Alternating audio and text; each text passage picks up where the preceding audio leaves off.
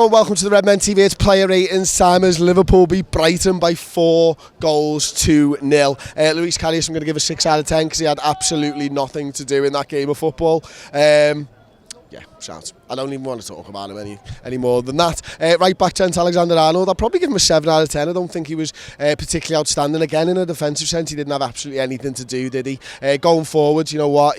Actually, I'm going to change that to a 7.5 out of 10. I thought there was a couple of times where he was being really wide and hugging the touchline, and we managed to feed a couple of balls into him and a couple of low crosses that didn't quite get the man, but he was trying to pick out Salah.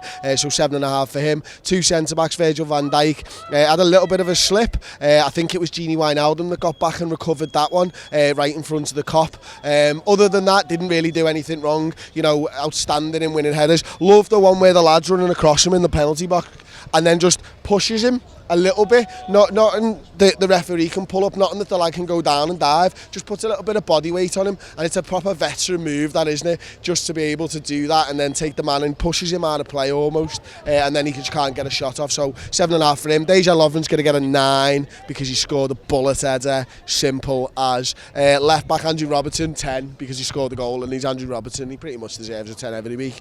Jordan Henderson, I'm going to give him a 9 out of 10. Thought he really controlled the tempo of that game really well. No, probably an 8 out of 10 for Henderson, actually. I think 9's probably a little bit high. Then I'm looking at the other midfielder, Gini Wijnaldum, probably give him an 8 as well. I thought he was great. I love seeing him in that little deeper role, and it was a different midfield 3 today. It was a bit more of a 4-2-3-1 for me, and I thought Wijnaldum and Henderson, without the extra man in midfield, did really well to sort of get sideline to sideline and cover off any attacks and start attacks for ourselves as well.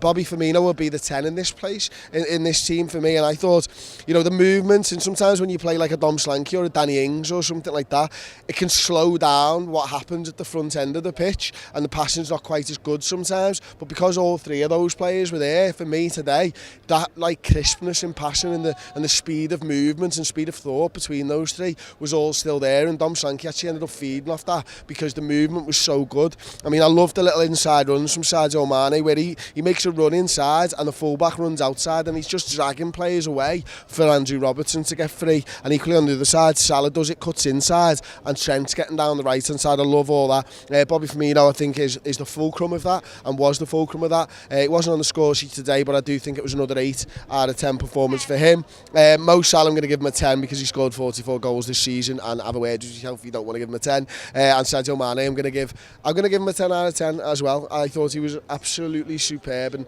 maybe I shouldn't give him a 10 out of 10 because he did fluff his lines once, and because, you know, he probably did. Hang on one sec. I'm right in the middle of a sentence.